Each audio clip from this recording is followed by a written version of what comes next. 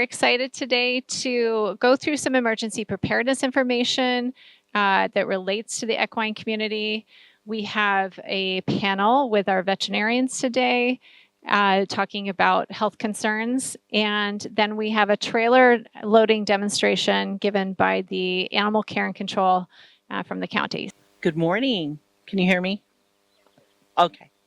One of the biggest things for me is preparedness, which is well before there's an event. So, defensible space, what your horse needs, what your animal needs, what your family needs. So, the big things are medication, special feed requirements, microchipping your animals. That's huge because say you're not home and your animals get out, there's an event, a fire, flood. We have, and a lot of the veterinarians also have scanners to check for microchips so that we can reunite you and your animals, whether they're at a small animal shelter or a large animal shelter. So microchipping is a huge thing. Talk to your veterinarians. Maybe you could do a microchip clinic or your cities, that type of thing. Huge.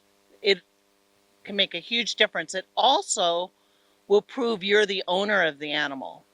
So it's a bay horse, it's a mare. You're looking at 40 or 50 of them. It'll guarantee that you get reunited with the correct animal. When we do sheltering and we get your animal, we use collars on them that are reflective because we do checks every hour at a shelter. So we use these type of things to let us know which animal belongs to who. It has information on it, your phone number, your name, the horse's name. If there's anything going on with them, they're pregnant and they're due in 3 days. That type of thing. It has a disease like HYPP or something like that they can't have certain feeds. All that information goes on this. Yes, ma'am. Can we buy those collars? Yes, not from us. There's a company called Equine Safe, and they're online. You can come look at this, take a picture. She sells these in all sizes, from like llama, alpaca size, all the way up to big fat draft neck size. I can say that because I have a draft horse, so I can say that. So these are really good, but the first thing is a microchip, because these things could come off. That's part of the reason we like it, because they are Velcro.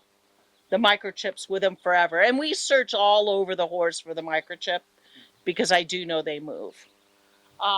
The other thing, if you're going to shelter in place, there's these signs.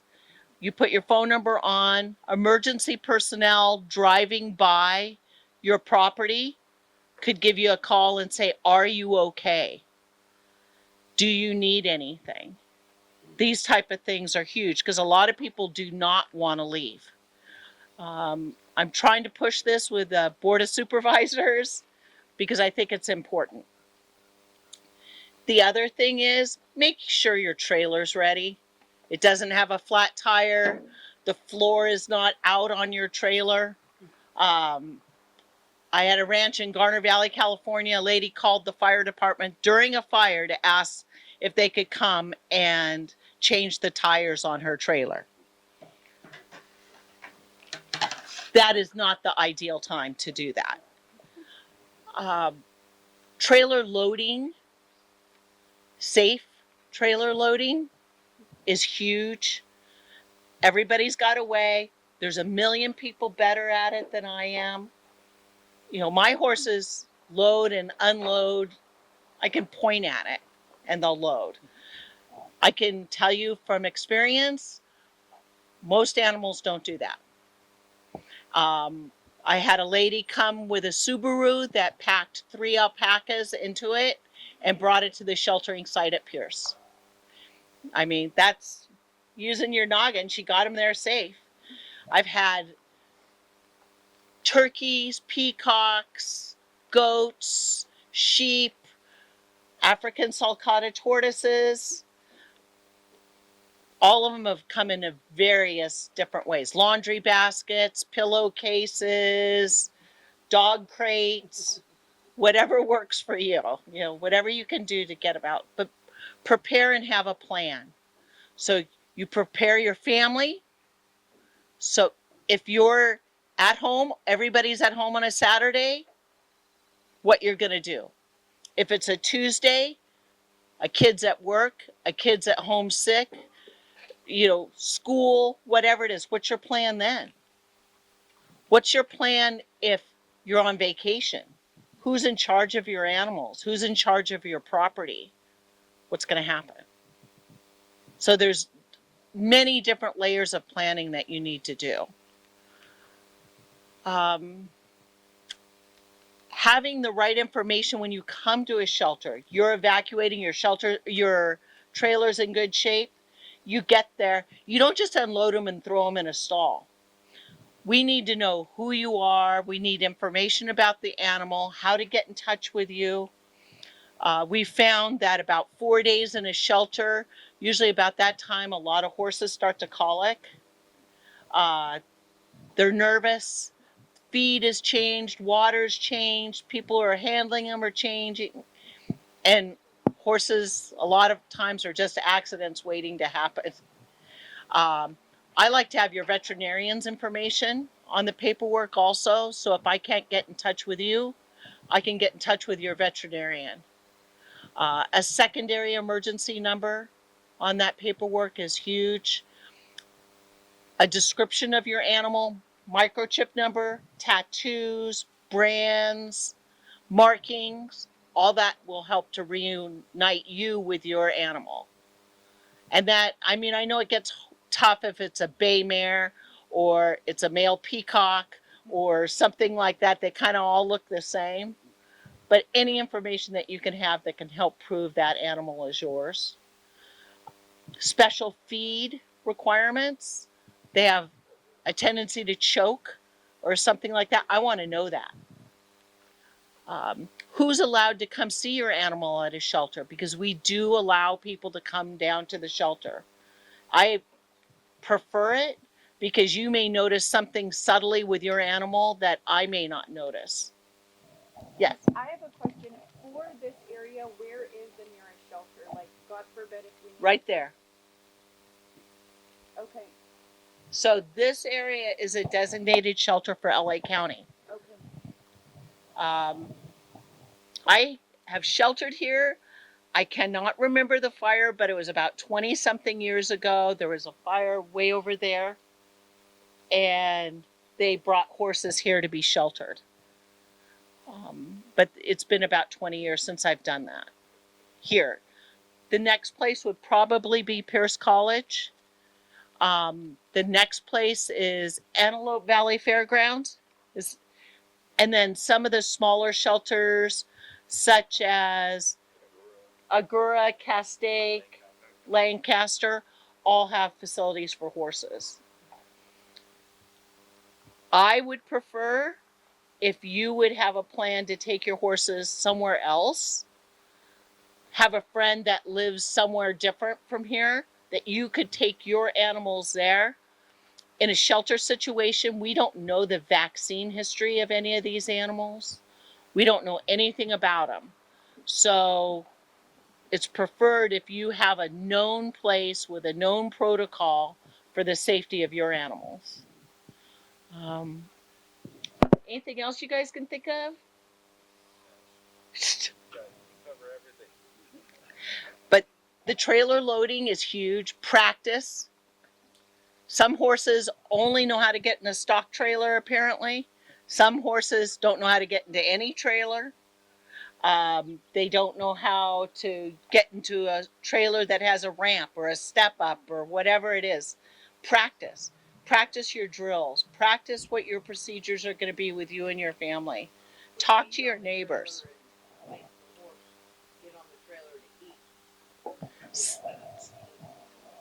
Yeah, we've had horses that nothing matters what you do. You know, and unfortunately, we only have so much time to get a horse in a trailer. Yes. How much time is that? It depends how close the fire is. So the quicker they will load into a trailer, and possibly with a stranger, the better. We had during the Woolsey fire, there were people that the fire came through so fast that they couldn't even grab their car keys. They were running out of their houses in whatever they were sleeping in. So being prepared that way, having a defensible space around your property, and also if you have a larger arena, not necessarily this large, but somewhere where you could put your horses is helpful. Yes, ma'am. When a fire breaks out, will the county send fencing trailers right at the area? Well, that's questionable because we don't know where the fire is. If it's impacting your road, maybe not. Good morning, everybody. It's Lieutenant Armando Ferrufino with the County of Los Angeles Animal Control. Yes, we would definitely respond, and we're actually here for the community. Where this is one of the events that we are preparing whoever has livestock to get ready, prepare, have an emergency evacuation plan. But we would definitely be here to assist. Yes, absolutely. Remember one thing, repetition is the mother of all skills. So if you guys get your animals ready, your horses trained, do this type of training at least once in a while, your horses will be ready and prepared when that fire evacuation is needed. So we'll definitely support everybody. We're here to assist the community. So answer your question, absolutely. The biggest thing is how big is the fire? How many people are impacted? We only have so many trailers. That's why your preparedness is huge, and that may save yours and your animals' lives. You know, we could be coming from Agora Animal Shelter. It could take us some time to get here. When you have minutes, that could make a difference. So we would definitely make the effort to get here, but you preparing, whether you have to walk your horse out, trailer your horse out, put him in a large pen or arena that has defensible space will make a huge difference. Anything else? Oh, yes.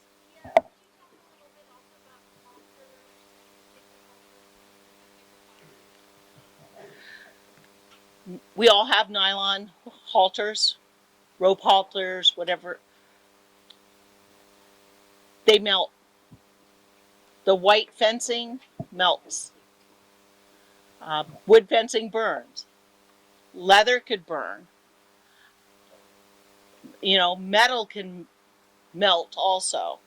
Um, they had a big problem in the Palisades with the white fencing that's plastic melting into the ground and leaching, and that was some of the toxins that were in the ground. You know, there's nothing perfect. I prefer metal. It's a lot higher temperature usually for melting. It also stays intact. I'm slowly but surely putting in the heavy duty steel fencing at my property, but it's 36 acres, so it's taking me a while. I would do a leather halter if I had a choice. But the preparedness part, practice with your horse. Have somebody else halter it. Have somebody else load it in the trailer. Have them get into a trailer that's not familiar to them. How many horses can you take at once? You have 20 horses in a 3-horse trailer. How long do you think it's going to take you? And you also have dogs and chickens and goats and alpacas and all that type of thing. Pigs. Do you have pig ramps? Do you have a method to get those animals in? My African sulcata tortoise weighs 100 and something pounds. She does not move when she does not want to move. You know, and she puts the brakes on, and it takes a couple of us to get her. A tortoise. During Palisades fire, we also had some koi fish that needed to be rescued. And fortunately on our team, we had a gentleman who's a part of the ERT who owns a fish store and had portable equipment to be able to get these koi out of a pond. And we didn't save them all, but we saved some of them. So thinking about whatever it is you have, my preference is a 9-year-old child. I tell them that Harvey the hamster needs a to-go kit, and their parents will know no peace until Harvey the hamster has a to-go kit. So that's a huge thing, is to start with the kids. It also, for children, it empowers them and feels like they have some form of control, because a lot of kids get really scared during these events. They see that we're scared. So to give them a job and a purpose, and that they're helping and they're in control, is a huge deal. Anything else? Yes? Would you have any recommendations as to what to do in the heat of a moment like that? And pardon me? Would you have any recommendations as to what to do in the heat of a moment like that with the animal? Like, if you're, the biggest thing I think you're asking if what to do right then and there is know where your go bags are. Have a go bag in your trailer. There's a trailer, I use a bucket, like a Home Depot bucket with a lid. I put extra halters. I put extra things that I could possibly need for my animal in there. I have medication in there. They say that you should be prepared at least for 3 days to about 10 days if you do have to evacuate. So if they need medicine because they have seizures or they have any type of condition, insulin, something like that, you need to have that available to go for your animals as well as the humans. So I can talk to you individually about items that you should have, and we have handouts at the table. But you should have something for your trailers, something for your cars, something for your house, something at work, and something like maybe you mail out a state that's like a flash drive that has all your information, insurance information, all that on it. Just to answer your question, there's some application phone apps that you could download. What's that one? Watch Duty. Yeah, so Watch Duty is very helpful. I am the emergency operation coordinator for the department. I even use that to give me some information as well. So download that app to your phone, and it keeps you informed. And you also want to be listening to the news, but mostly when you get the first alert from the fire department or emergency operations, you kind of want to listen to that and figure, is it time for me to move? And also by preparing, you are prepared. You guys, all of you guys here are preparing because now you're getting information to be ready, right? So you're doing the right thing. But just you have to have a plan. And so just be alerted, have information ready when you have to make the move. Nixle?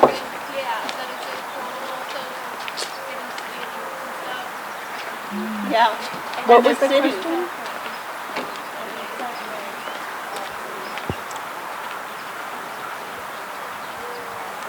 The cities have it's like a group emergency management thing that for up here, that they will send out alerts and that type of stuff. Also going on the FEMA website, there's free classes on the FEMA website. They're a bit boring, but they give you lots of good information. Joining CERT teams, joining the ERT. We would love to have folks from this area on our large animal team. It's a bit tedious going through the basics of the whys, the hows, what to look for, what the paperwork looks like. I can show you some of the information that we need, and then there's different levels. So we would love to have more people to volunteer, and that kind of puts you in the know too. Okay, so today we have Dr. Jacopuzzi and Dr. Sobek and Dr. Kelly here. And I'm going to squeeze through here so I can give you the microphone. But we put together some panel questions. And because we just have one mic, I'm going to just hand it over to you guys. And if you don't mind reading the questions, and then we'll, yeah, does that work? Yeah. All right. Where do we want to start? Okay, I'll start. What do we veterinarians wish that you did and knew about before an emergency? Is this on? Can you hear? Yes. You can hear? Yes. Okay. I got it. Some people can. Oops. Just get you a little closer. Yeah. I touched a button. There you go. There you go. Okay, it works. Yeah. So, what do we as veterinarians wish that you were prepared for with your horse before an emergency? Number one, safety. Have your horse trained for any of the procedures we may need to do. Even a basic physical exam, you would be surprised how many horses are not trained to stand still and allow us to put hands on to examine them.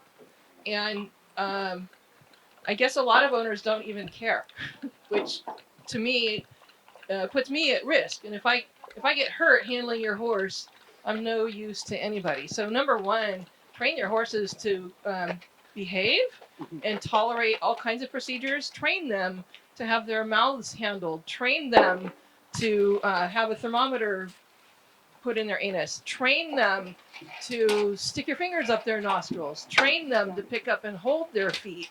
Train them to move away from pressure. Train them to be caught. Train them, basically train them. Safety first. I would like you to know your horse's vitals. That also helps me know that you've trained them to take their thermometer rectally. Have a list of what's normal for your horse so that when you call for that emergency, you can tell me straight off the bat, this is his temperature, these are his signs, this is his heart rate, and know what's normal and what's abnormal. Know what your horse gets fed. If you keep the horse at the boarding stable, you may not think you need to know that, but I need to know what your horse is fed. Is it eating enough as usual? Is it not eating usual, etc.? So know what the horse eats. Have your horse vaccinated. That serves a couple purposes. One is I will have already established a relationship in routine services such as vaccines so that I know you, I know your horse, and if your horse is evacuated and ends up in a shelter with other horses, it is not going to contribute to spread of disease, and it will be protected from spread of disease. So it's not just busy work; it actually serves a purpose. You guys want to add? The only thing I would add to that is it's very important that you know if your horse is insured when your horse is sick, the veterinarian calls, and because a lot of the things that are done to horses, if the horse is insured, sometimes it mandates that the horse has to go to the hospital. Some insurance companies do not like us treating these horses out in the field.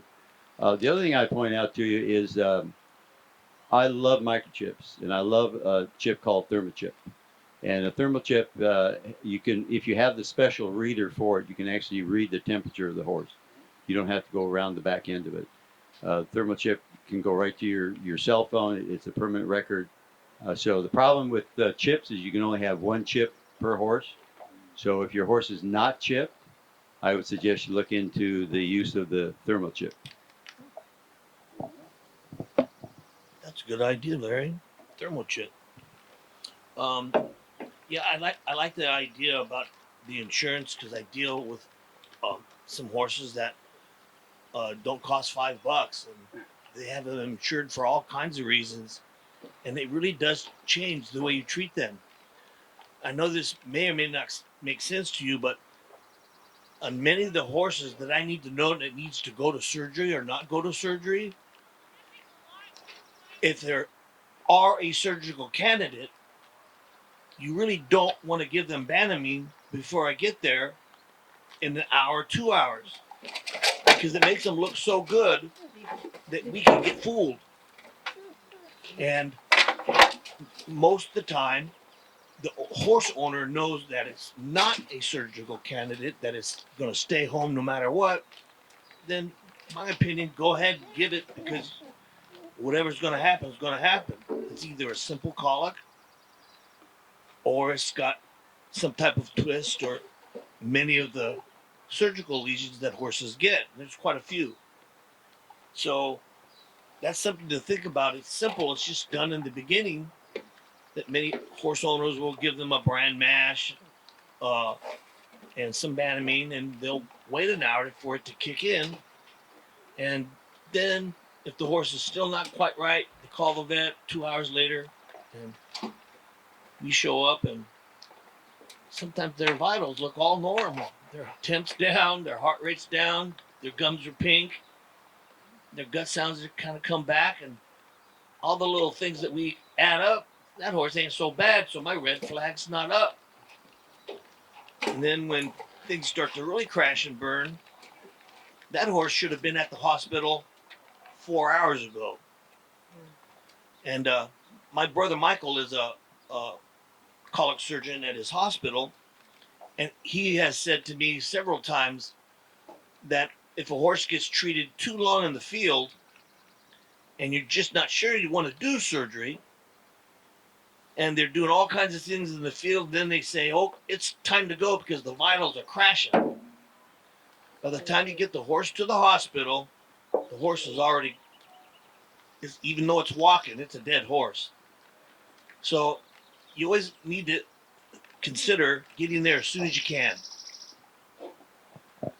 I will add that that part is correct, that the survival rates are improved. The single most important factor on survivability on colic surgery is speed of referral. So recognition and referral is paramount. And I know a lot of people want to treat the horse to save some money before calling the veterinarian.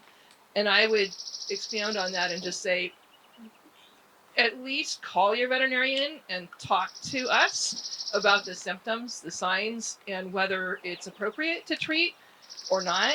And it may be appropriate if no one is available to come out and your horse needs some relief. But if we are available, maybe the best thing is to just bite your tongue and wait and let us get a chance to examine the horse as it really is, not a drugged horse. The only thing I would add is, do you have the legal right to have that horse treated? A lot of times the neighbors are calling, and they do not have the legal right to make the decisions to have that horse treated.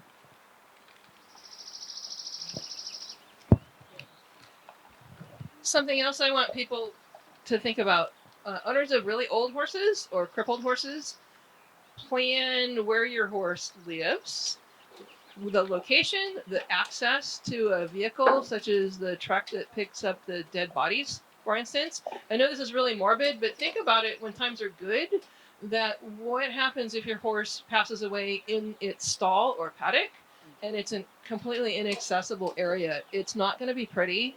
And so many times when people have really ancient horses, I will counsel it might be time to move out of the canyon in the backyard where there's no access in the winter when it's slimy, muddy.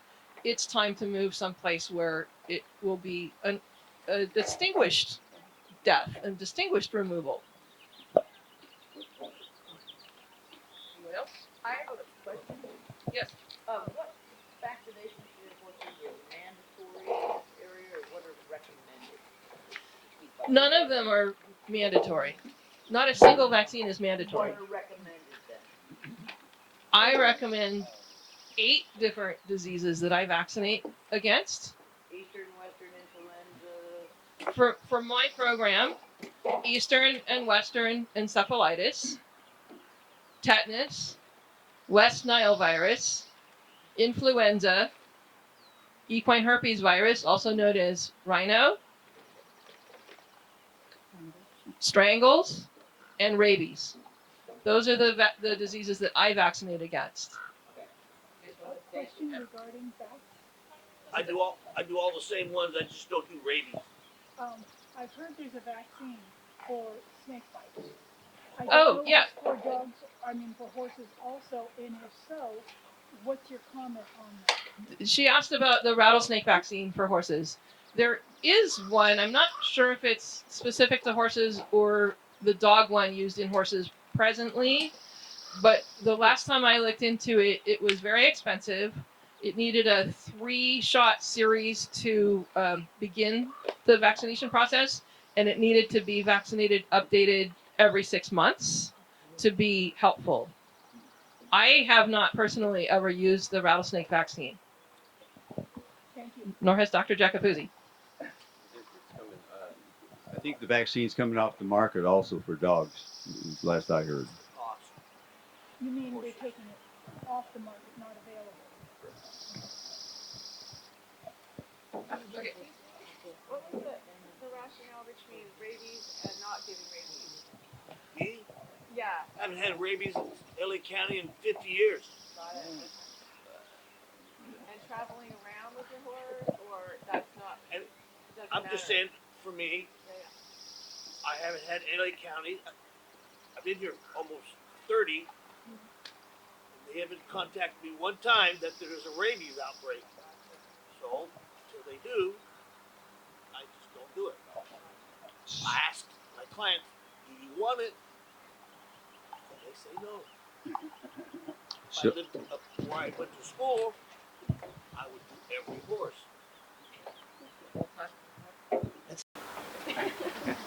so I would, two items. Number one, I vaccinate for rabies. I don't ask where horses go. A lot of you people go all over the world. I've had several horses that got out of quarantine because they were vaccinated in an area in Northern California. Number two, a bunch of veterinarians, veterinary students at UC Davis had to go through the rabies treatment because a horse up there was presented with rabies. They look like, they call it dumb rabies.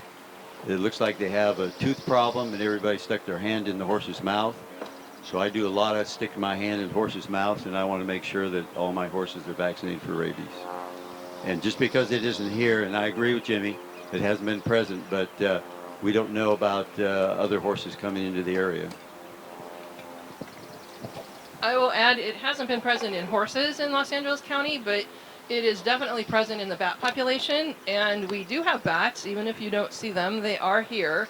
And I believe Los Angeles County is number 2 or number 3 in the wildlife numbers of positive rabies cases, counties in California.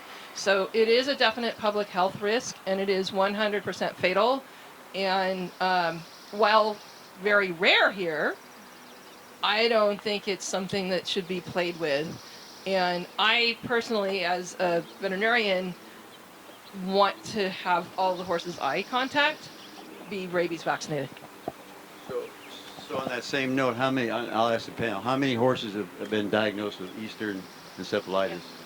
And we vaccinate for it. And I also vaccinate for Venezuelan. So, but I think we're being prophylactic, and it's like Jimmy says, it's up to you to decide what you want to do. But when you come to the different practices, this is the formula that everybody uses and been happy with.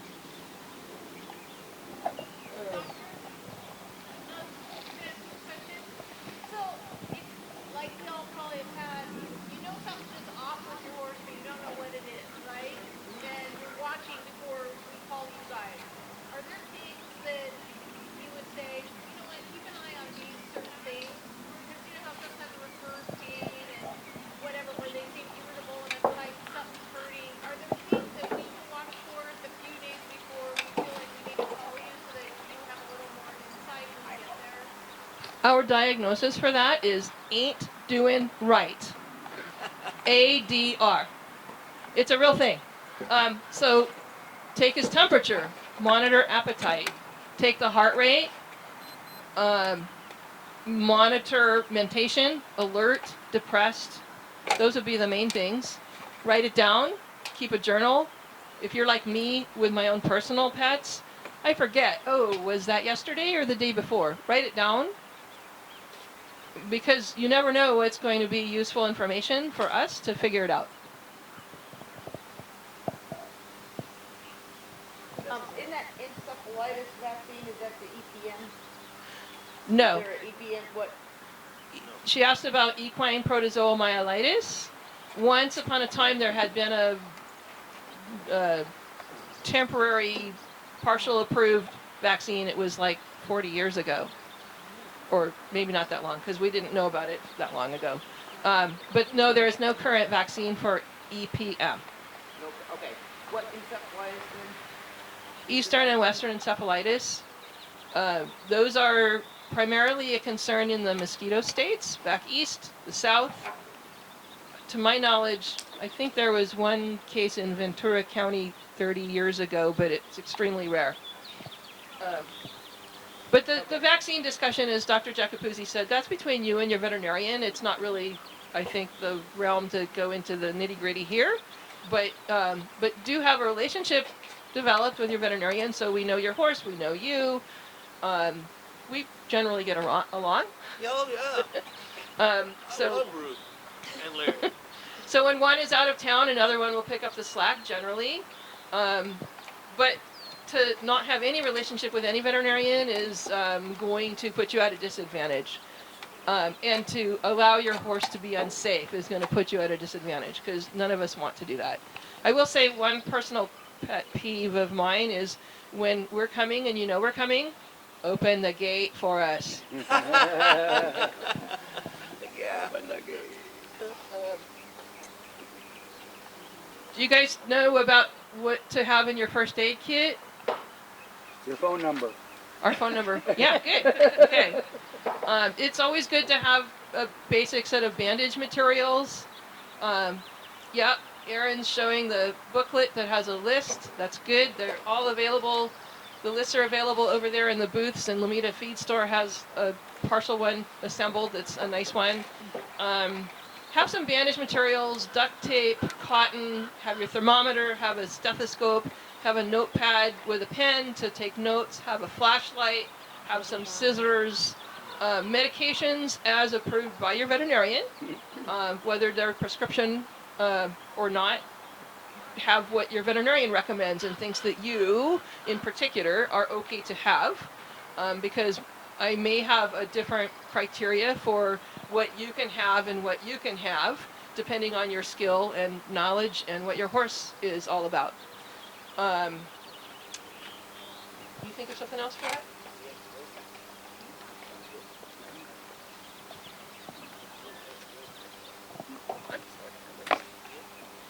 Do you guys know the signs to look for colic? Anybody have any doubts or questions? You're all good? No, please review. Tell us. Oh, okay. So the word colic means abdominal pain, and it can be from any source, whether it's intestinal, which is usual with horses. It could look like a musculoskeletal issue sometimes, or look like a neurological issue, or be a reproductive issue. But the symptoms would be lying down and getting up repeatedly, getting down and rolling on its back, rolling over, lying down when you're there. Normally, when you, the horse parent, is there in the presence of the horse, they're interested in you. What kind of treat are you going to give me? They're not lying down while you're there, generally. So if they are, one of the first things I'll do is get them up. And if they immediately go back down again, there's something wrong. That's part of ain't doing right. Call your veterinarian. When they are up, they may be pawing repeatedly at the ground, looking back at their belly, kicking up at their belly.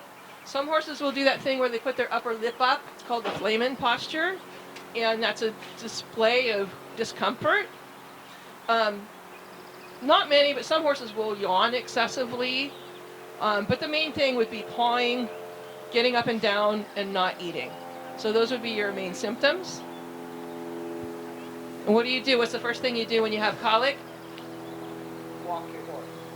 Ah, okay. That's kind of an old-fashioned thing. Calling the vet would be the first one. Okay. You can walk and talk at the same time. In my experience, walking the horse doesn't serve anything to help the colic. It will help exhaust the horse that needs to conserve its energy. It's actually okay if they lie down, and it's actually okay if they roll. The rolling doesn't cause a twisted gut. The twisted gut causes a painful horse to roll. So walking, I may tell you to do that under certain circumstances, but that's not going to fix the colic, is to walk them until.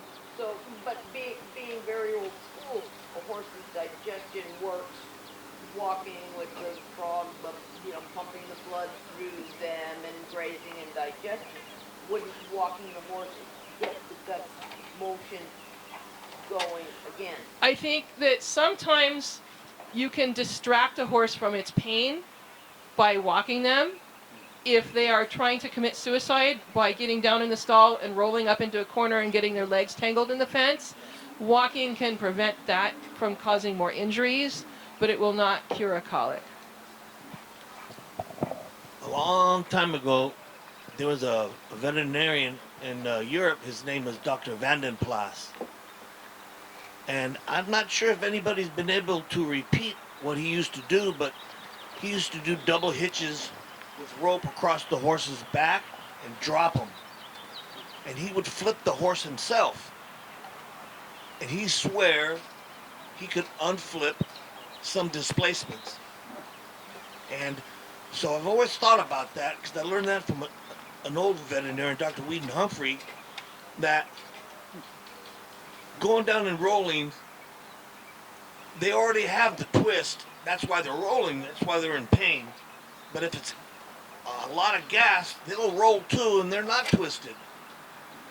And I have had stories of people whose horse rolled down the hill,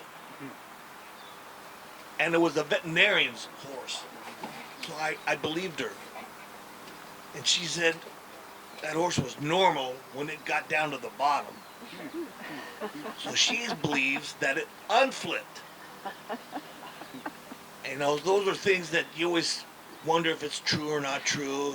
It's AI. But she said that at one of the conferences, and everybody did giggle, but she swore that's what happened. But overall, I don't walk them because I believe what Ruth says. It tires them out. They need to not. And the only reason why I would is if they're trying to kill themselves. When I was doing a lot of general practice, I would say 60% of the calls that were related to colic, people were erroneously thinking that the horse couldn't urinate. Because one of the things that horses do, they will kind of camp out, and they will act like the pain is causing them to act like they're trying to urinate. So if your horse looks like he's trying to not urinating properly, that is also, to me, one of the key signs of colic in the horse. That is a good point, because I think that they will urinate as a thought that it might help their discomfort, but they keep stretching out to urinate, and they can't urinate because there's no more urine to come out because they already urinated it all out. Come on. That's something I always want to tell people. Use your clippers. I want to talk about those clippers again. These days, people are getting away from clipping horses, and horses don't have the experience with clippers, so when there's a wound and I need to clip the hair away, they don't understand and they're freaking out. And so if you don't own clippers, find clippers, borrow clippers, train your horse to tolerate clippers, because there's so many things that we need to do that involve clipping that I don't need to sew the horse up after it crashed into the wall and caught a new wound because I turned on the clippers. And it, especially if you're going to do the picture and send it to the veterinarian, clipping the hair away so I know what the wound itself looks like instead of being hidden by the hair. Most of these wounds look so much better when they don't have the hair covering it, and they're not as bad as you think they are. One other thing I was going to address about the nail, going back to that with Bruce's idea of what he created, I have, in desperation with a client that I needed to pack up and go to a hospital for surgery without all the supplies, is we just found giant flat rocks and taped that to the hoof. And it wasn't flat and secure like Dr. Jacopuzzi wants, but at least the horse could toe touch the ground and go, ow, that hurts, and hop into the trailer and not push the nail farther into the hoof. And there was a question up here. Oh, I had a question for, as far as cleaning the wound, are you guys okay with like betadine or chlorhexidine diluted down in water? Those are okay. Plain old tap water by itself is also excellent and probably as excellent. With the lectures I've gone to more recently about wound healing, most of the things that we've been trained to do, they're like, yeah, don't do that, don't do that, don't do that. Water and water. And then keep the dirt Like out, keep the flies out. Okay, even like saline. Saline is good. To saline. I don't usually have it around when I'm not with my truck. I have water. Yeah. For the HMO people that don't have electricity and don't have clippers, buy yourself a big bag of shavers, just hand shavers. You're going to get like 2 swipes, and then you have to turn it over 2 swipes and throw it away. So get yourself a big box of. I haven't used clippers in years because I got tired of fighting with horses. And some of the companies have some promotional branded clippers that are battery operated. They're $20 and they're very, very quiet. I would look into that. I've picked them up on Amazon just to have a couple here and there. There's really no excuse. They're very inexpensive. They work great. They're quiet and teach their horse. Eden, you had a question? Oh. I'm with Larry about those cheap razors. You cut that guard off, and you could go to town and clean up a wound pretty good. I probably use the clippers 20%, and the rest of the time, cheap razors. They really work great. I'm a clipper fiend. I clip everything. I think we may have covered everything. Samantha, what do you think? Anybody have any follow-up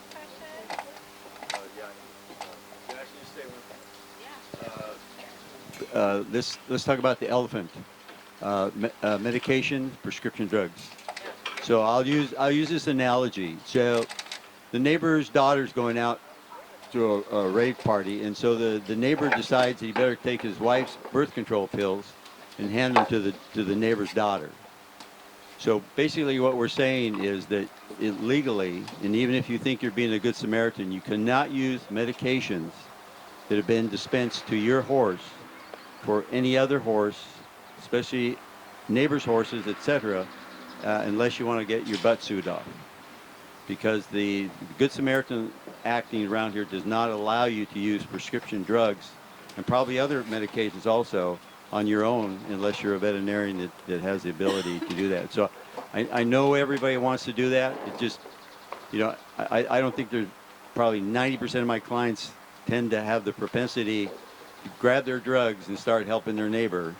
And I've been involved in lawsuits with that. And the person who's handing the medicine over to their friend or their neighbor is going to lose the lawsuit. Okay. On that same note, are there any over-the-counter medications that you recommend having on hand?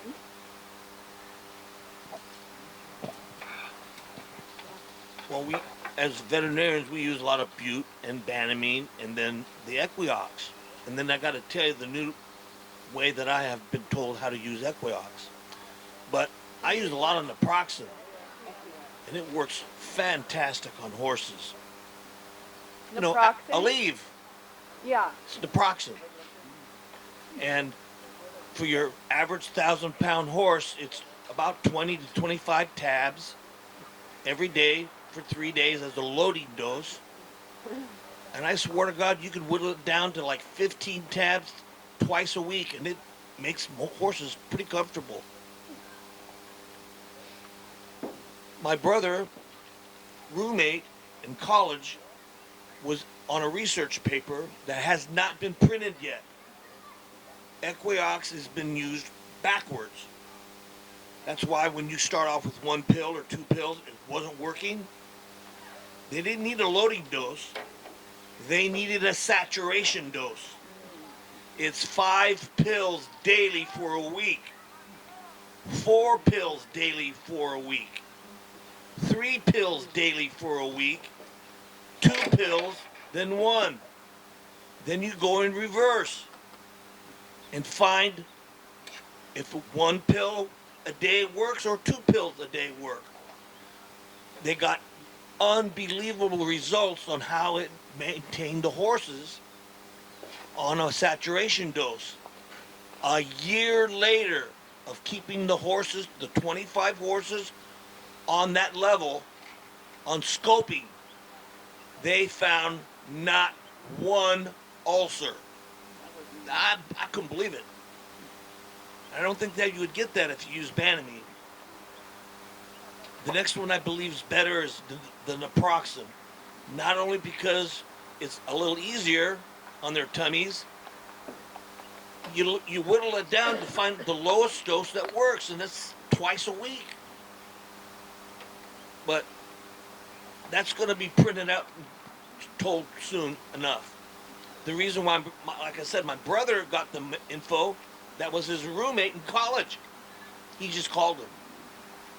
And do you ever do blood work to check internal organ function before starting them on any of these drugs that could potentially? On a geriatric horse, I do a lot because I always want to make sure a horse don't have Cushing's.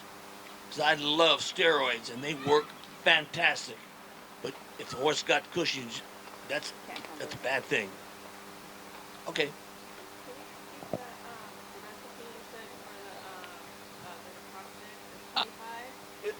But it depends on how big your horse is. Between 15 and 25 for 3 days is loading, and then you just try to find what would work twice a week. Kyle, everybody knows Kyle. He's got a mare at home. He says he gives 15 tabs once a week, and she gets up and down. Perfect. So I'm just going to add that legally we have to not be telling you doses unless it's for your specific horse, for your specific problem. And actually, the situation Dr. Kelly brought up about having medicine on hand to give to your neighbor, legally also we are really required only to dispense or prescribe the particular medication for the particular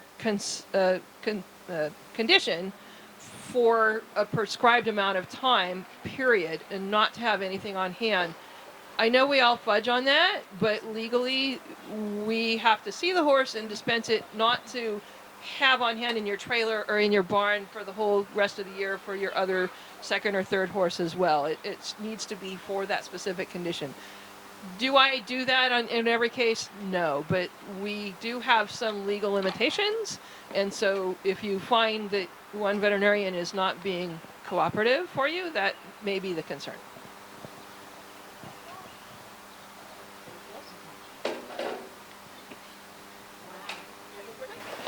We're going to demonstrate some trailer loading, maybe different from what you do or how you do.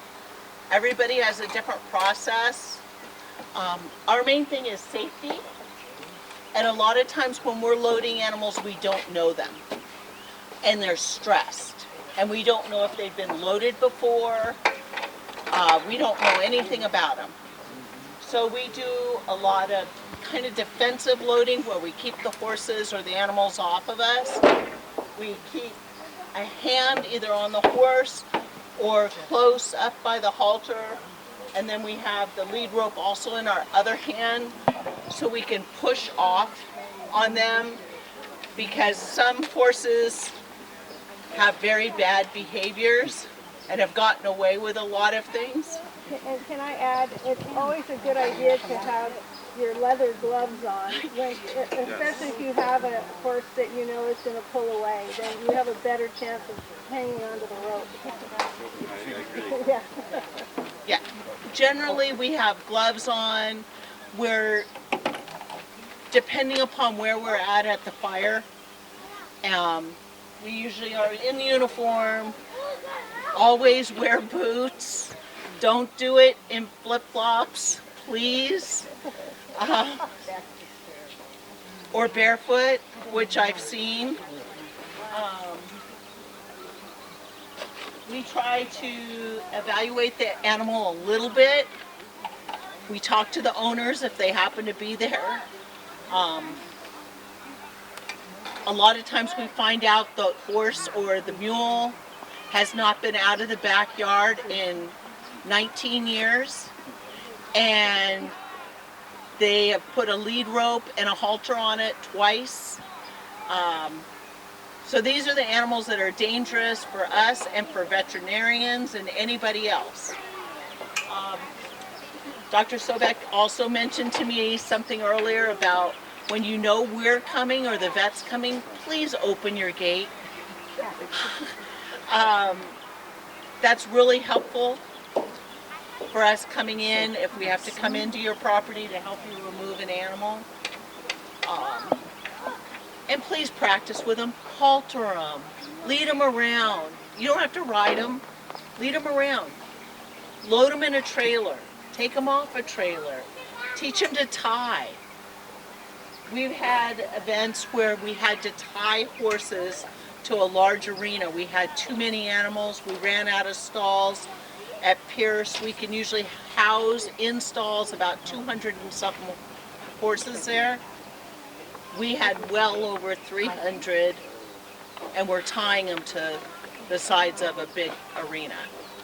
So teaching your horses some of the fundamental things that we know they should know.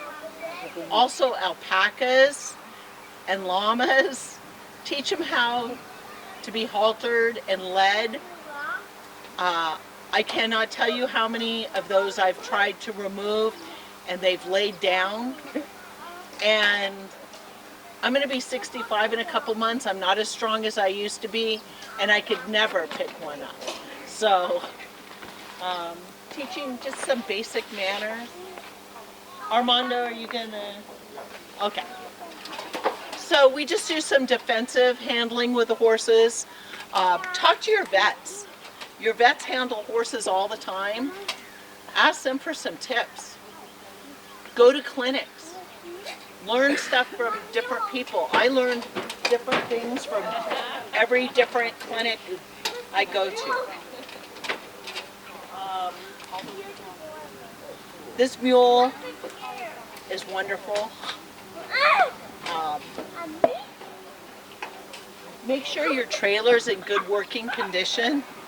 The floor's good. Yes, sir? Cut on his right ear. Is that some kind of identification? I don't think so. I think that was an injury. These particular mule and horses belong to Abel's dad. So I can ask him. But I don't know that much about mules, but I love them. Cool.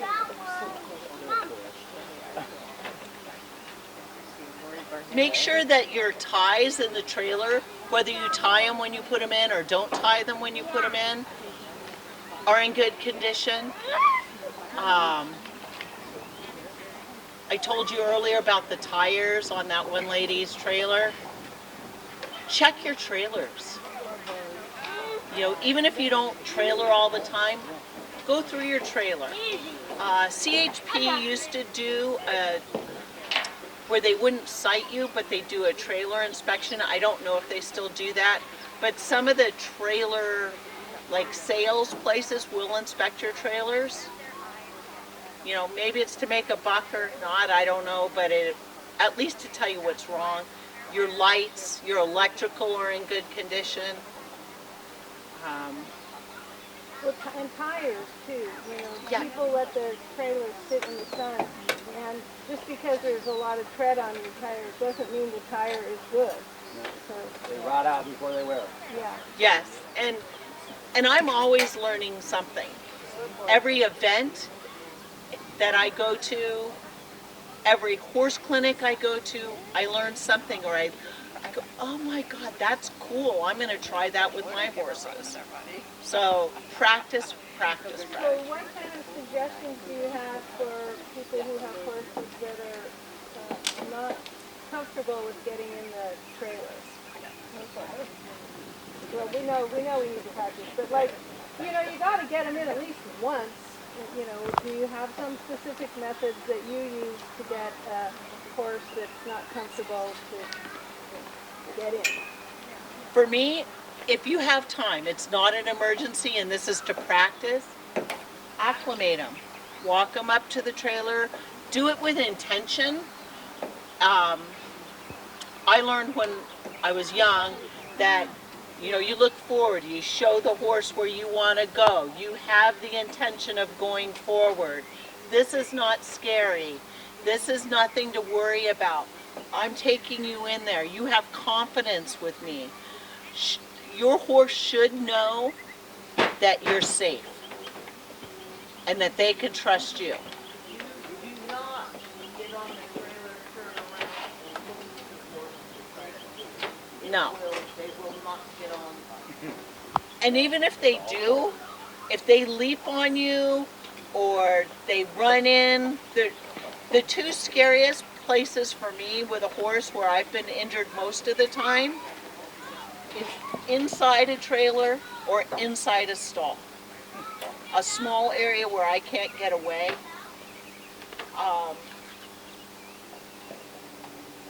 But it's having confidence and intention of where you're going.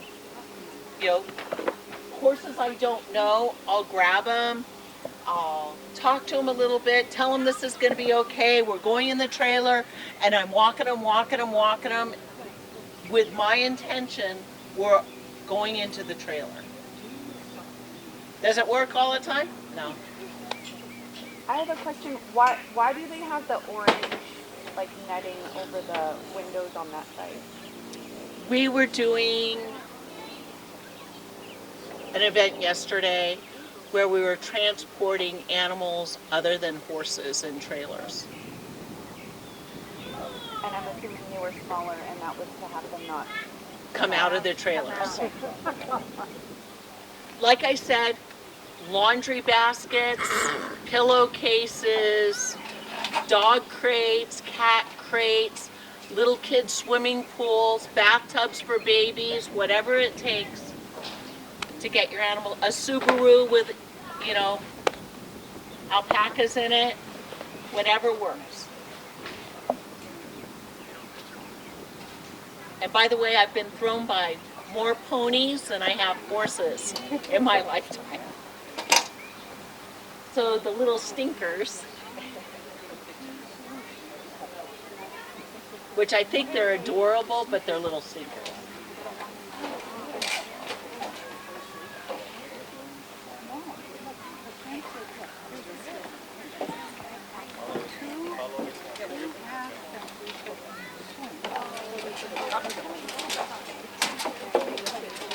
I have a question about dividers as it pertains to small horses. You know, those guys are probably not much taller than the divider, so is it better to just leave the divider open? For me, it's whoever is in control of the horse trailer gets to decide that. It's like tying in a trailer. There's 50% that say you absolutely tie. There's 50% that say you absolutely don't tie. There's the 50% of people that say a mare with a baby, you never put up a divider. That's how I grew up, but there's people that beg to differ that. I'm not going to force my opinion on that. These guys, now are you tying these guys or are you leaving them loose in a stall? We tie them and we give them plenty of room for them to move. Okay. Do you have the divider down? I don't think we do, but we could, depending, like we know them already and they have always been transported together, so we leave them together. Yeah. So whoever's in charge of the truck and trailer is who I let make those decisions. I also ask people if the owners are at somewhere where we're getting the horses, I will ask them how they do it, because I try to make it as non-stressful as possible. I've had some hellacious injuries in trailers for animals and humans. If I was evacuating the horses from a fire, I would always separate them. On this one, they like to be connected next to each other. So if you notice that during the evacuation that they want to be together, you kind of want to leave them together. Because if not, the other one will start moving, going around, whatever they need to do.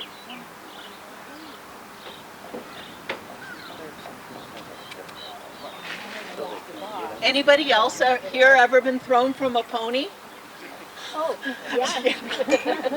Good. What about kicks? They say the closer to the ground, the closer to hell.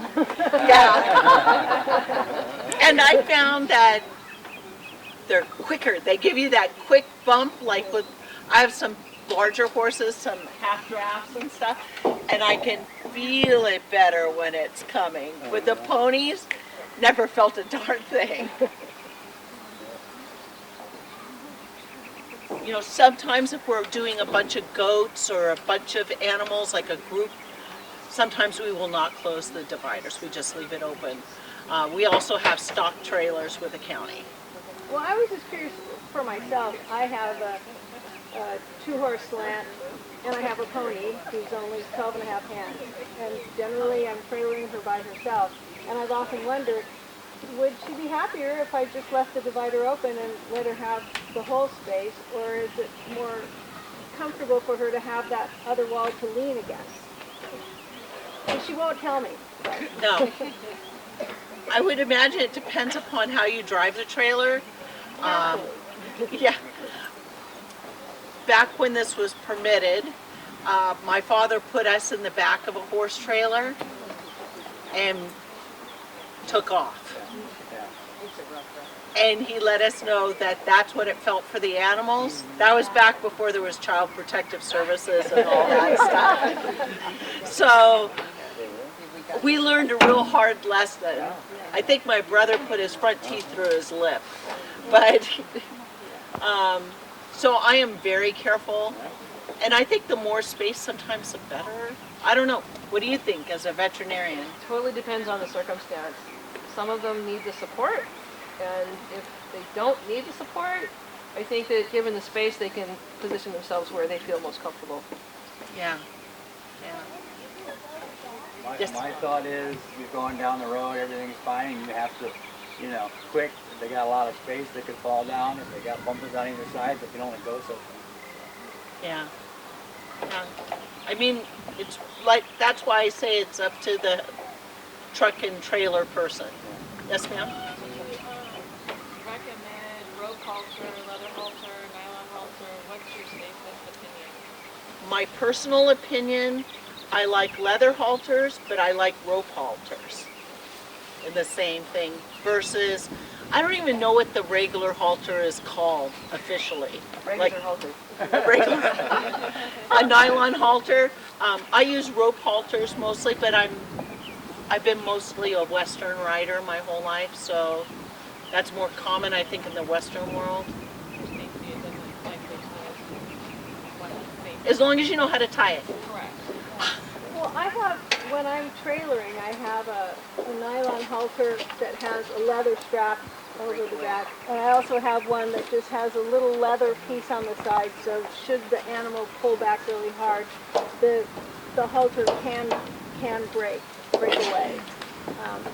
And I think that, I don't know, that's what I was always told. You should have a leather halter so that it can break if necessary. Right. Yes, ma'am? Are you hard tying them, or are they all on breakaways? They're all on Recommend breakaways. They're all breakaways. Yeah. So you don't recommend hard tying. We just been trained that way Yeah. in case we have to get in there and remove them quickly. Just quick. And then are you like encouraging them to back out, or are you turning them around and walking them forward? We always turn around and then get them out to the front because some horses may get spooked out when they're backing away, and we don't want that, especially inside the trailer. It's so dangerous. A lot of people have been killed by loading the horses inside, and so when we are evacuating horses during fires, we have to be fully trained and we have to feel comfortable with that animal.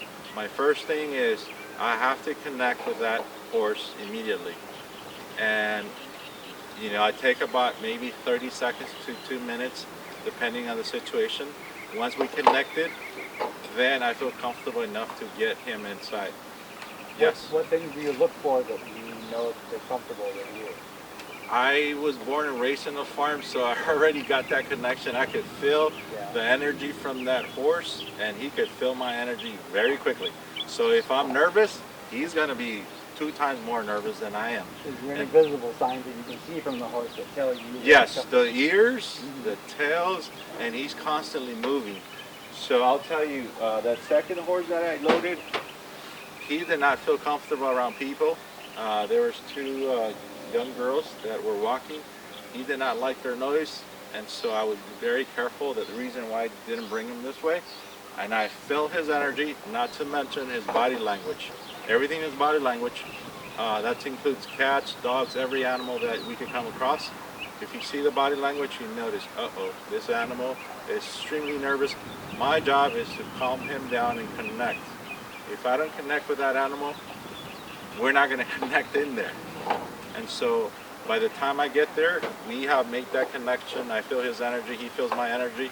I am very relaxed, I'm very comfortable, and then we're able to go inside.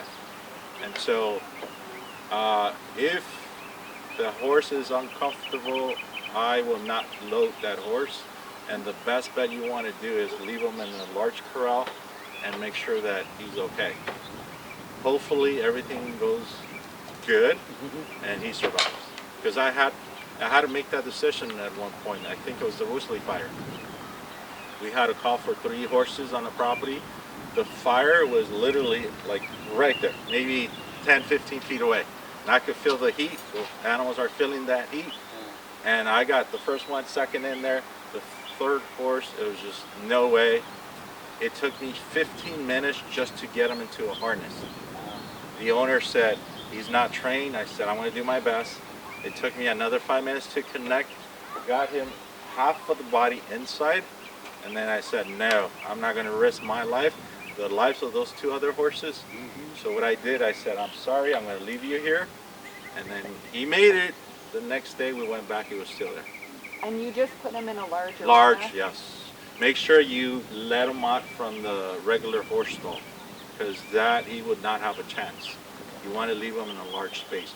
Don't let him loose on the street, because some people do that as well. That's the worst thing you could do, because you are setting that horse to die.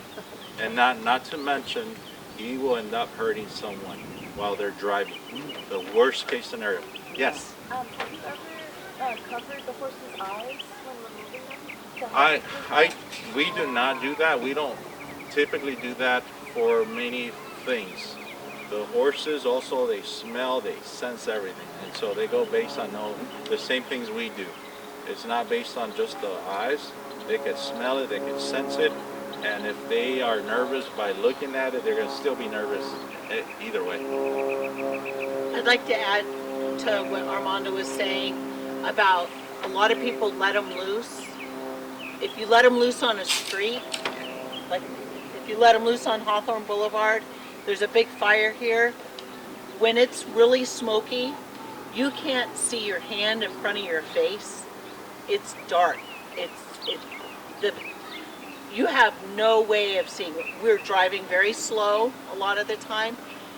A fire truck's coming, hits the horse is no more, and the fire truck's no more. The resources of the firemen and the firemen's lives are put in danger also. So that's why you don't let them loose on a street or that type of area. If you could let them loose in a contained baseball field or something like that, or like where I live in Prescott, Arizona, I back up to the National Forest, they might have a chance, but not where there's any type of roads. Also, when there's a fire, remember, there's a lot of chaos, there's a lot of fire trucks passing by, a lot of noise going on, and if your truck and trailer are not working and you think, the best idea I have right now is I'm going to take this horse down the street and get him out from the fire, it might work, but once you get to the main road, you have all that noise coming in, and trust me, that horse will get spooked and he's going to pull. And there's no way you're going to have control of that horse. That horse is going to weigh anywhere from 700 to 1,000 pounds, and it's just going to go. So, and then there's a lot of possibilities of an accident happening at that time. So please make sure you have a plan.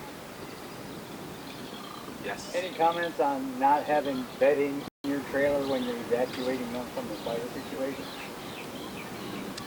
Fire, if there's sparks and stuff like that, and you have hay in the mangers and you have shavings, that can be something that where a fire could start inside your trailer. Just because it's so flammable, and maybe it's been there a couple months and it's even drier and that type of thing. So during fires, I prefer to have the trailers fairly clean. Yeah.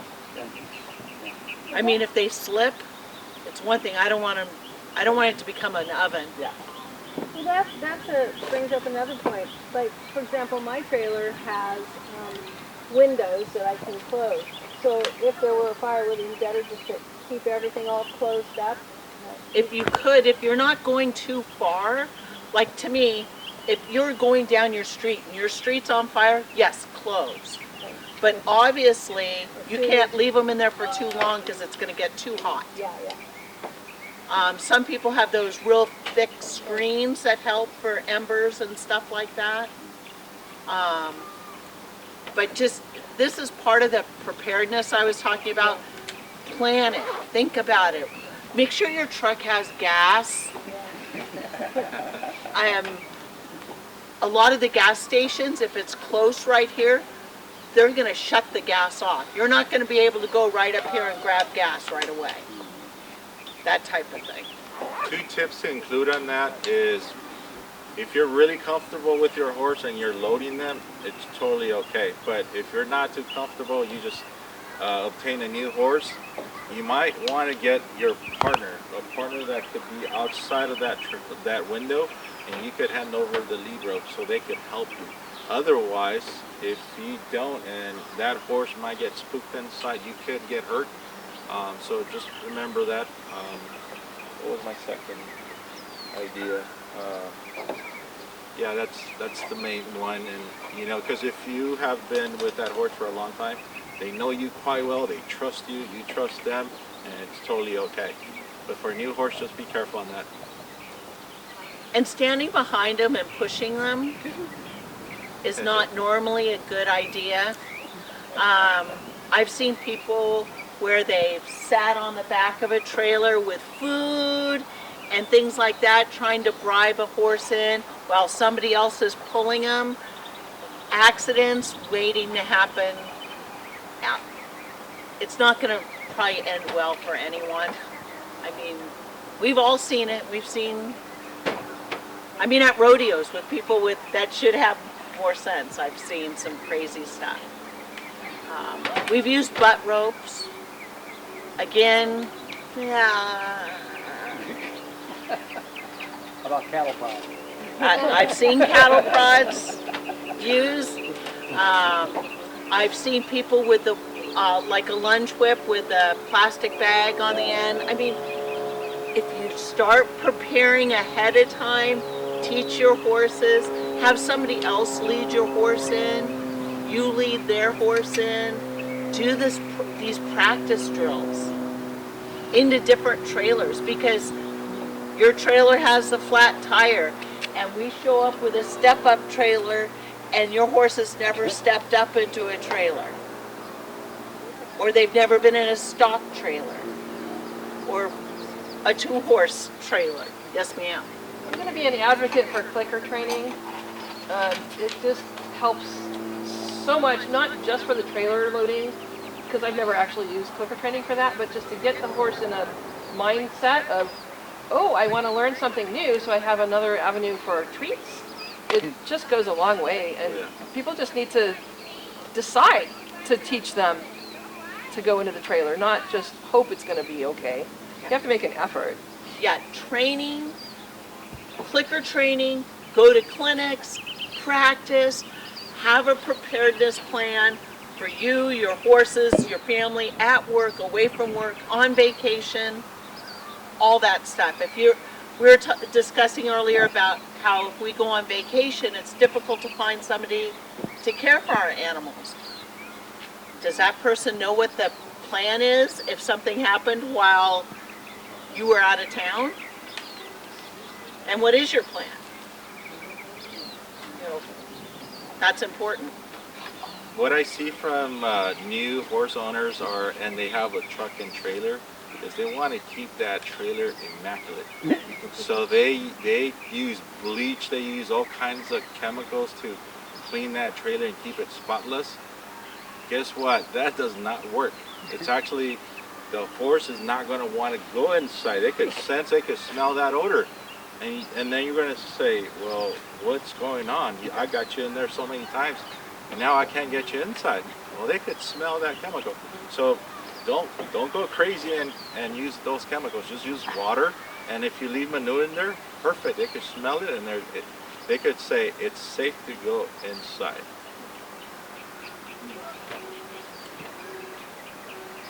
Yes, ma'am. Someone told me once to put big staple up and roll on when they're little. Does that help calm them if they can't smell the smoke? I've never used that on a horse. The only time I ever used that was in my nose when we had to go out to a house that somebody was deceased in. I wouldn't trust on that. Just your energy, being calm and collective, getting that horse inside, you'll be perfectly fine. Handler runs down the leash. Handler runs down the lead rope. So confidence, calmness. Armando has been with the county for how many years? It's going to be 26 years. 26 years. It's nice to see like an animal control person that has that feeling of how you said, you know, they feel your energy. Oh, yes. So many times you go into the shelter and the people are just not animal people. So it's really nice to see that you are like a true animal person. Thank you very much. It's a nice feeling when you handle the horse and you connect immediately. As you guys know, you connect. And so what we do is we do a lot of training so we could pass that knowledge to the rest of our officers. If you ask me how many of your staff are fully trained for horses, not too many. So what we're doing is, we've been doing this for 3 years already. Every 3 months, I come out with a new training so we could teach them. Even certified trailer driving, loading the horses over and over and over again. And so we could connect. We also do the training how to connect and approach with the horse or any animal, pretty much. That's great. Yes. I'll go out to a Girl Scout meeting. I truly believe in this. I believe in, especially starting young, teach them about preparedness, empower them. I always tell, especially the young girls, don't be scared of anything. You're a whole 80 pounds soaking wet and you're handling a 1,000-pound animal. Don't be scared of anything. You know, you can handle it. Going out and educating the public helps us to do our jobs more effectively and to be able to take care of the animals more effectively. I mean, I'm in this because I love these guys. You know, some family members say I like them better than I like them. You understand. Yeah. And I'll talk about dogs, small animals, birds, exotic animals, you know, livestock, whatever it is that is your interest. Also teaching people that there's safety with those animals. Some of the worst injuries I've seen have been when we've been on a farm, like with pigs and stuff like that. They're really dangerous. And people don't realize it because Charlotte's Web. Things like that. Yeah, and do whatever training you can find. When clinicians come, Thank you, guys. or veterinarians, Thank you so much. please try to do those different clinics. You always learn something. Always. And I learn something every event, and I learn from you guys every time. Somebody will come up to me and say, have you ever tried? I'll go, no, but I'm going to. And you find what works for you. Yeah, thank you guys. Clearly we've got, you know, experienced people as resources for us on the Hill here, and I don't know, recently, I don't know if anybody heard, but we did an evacuation drill with Armando and his team. They came out to RPV to see if their trailers would navigate some of the land movement areas. So that was kind of cool. We're trying to, you know, Armando's a great friend. We're trying to get more activity out here with the county, just so they become more familiar with our roads. I know the city that I work for, Rolling Hills, we have a lot of cul-de-sacs, and so, you know, just that familiarity is really important before an emergency.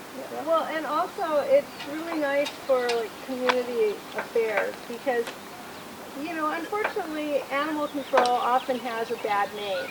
And it's really great for everybody to see that you guys are really nice, helpful people who love animals. And, you know. Yeah, I mean, we're dealing with the best here, obviously, Yeah. right? So But I've had situations with animal control where they've been really great and really helpful. And yet when I mention it to people, you know, they say, really, animal control? Yes, they're great. But, you know, a lot of people don't have that perception. So it's good to help, you know, further that perception that you guys are really great. Well, Armando and Megan, both really valuable assets for our community. So, and you know, if you do have any equine questions, feel free to reach out to your city as well. Get a buddy, partner with people, find a barn outside of the hill that you know you would evacuate to. All of those steps will help in an emergency. We hate to see people have to panic and do this stuff last minute. So just that it doesn't take a lot of work. It's just these small little steps, making one phone call. You know, you don't have to do it all at one time. I always say preparedness is one step at a time.